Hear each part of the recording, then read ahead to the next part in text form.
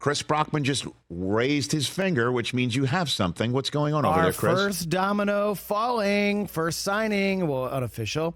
The Bears get DeAndre Swift. 3 years, $24 million. Okay. So let's talk about the Bears here. Interesting. DeAndre Swift going there. We saw what he looked like in Philadelphia for the first, say, 10 games of the year. He was good last year. He was for the first, just like the entire team, the first 11 games when they were 10-1. And then we were all wondering what happened. Indeed. So the Bears, as we all saw over the weekend, they signed Jalen Johnson, their 24-year-old defensive back. 4 years, $76 million, $54 million guaranteed. Their secondary is young. That side of the football is, in my estimation, one of the main reasons why Matt Eberflus was retained or kept around as coach. We all know it's about the offensive side of the football here. The Russell Wilson signing in Pittsburgh. My 2 cents I've just gave you about how I think it's going to be a competition for Russ. But that is a huge ripple in the pond that removes a potential landing spot for Justin Fields. We're all waiting to see what the Bears are going to do with the first overall pick. And the indication I had coming out of the Combine and the whole world, my number one rumor that I heard at the Combine more than anything else, the Bears have essentially made the decision it's Caleb Williams, which means Justin Fields has got to go. Where's he going to go? Sure, DeAndre Swift is a nice add at running back.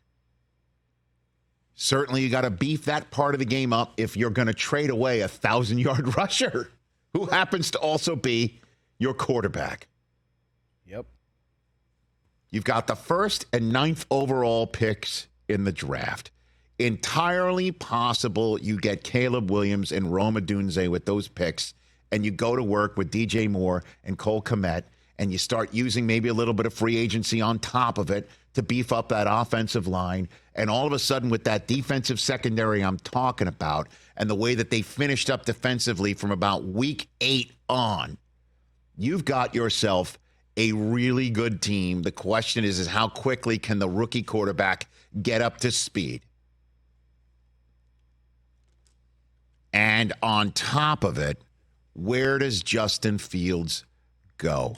Because if the Steelers aren't taking him, and let's say the Atlanta Falcons sign Kirk Cousins, that's why this is such a big free agent decision.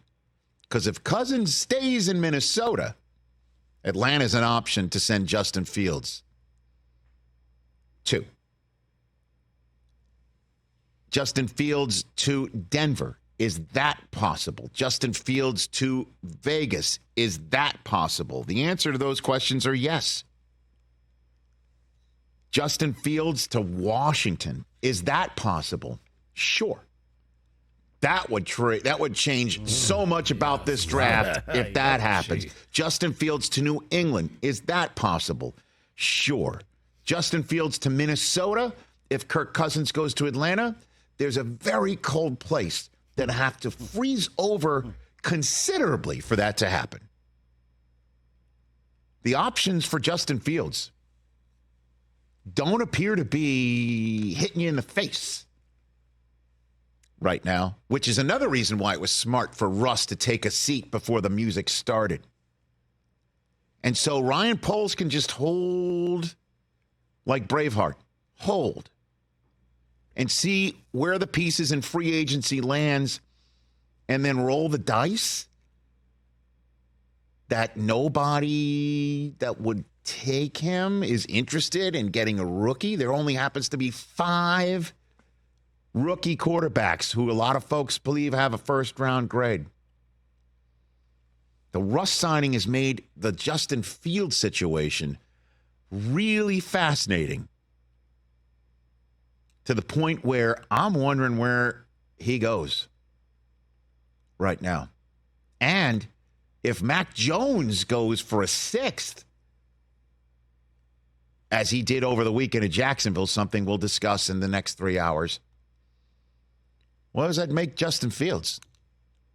You could say, oh, then he's definitely a second-round pick. Not if there's no place for him to land. You look at Mac Jones going for a sixth.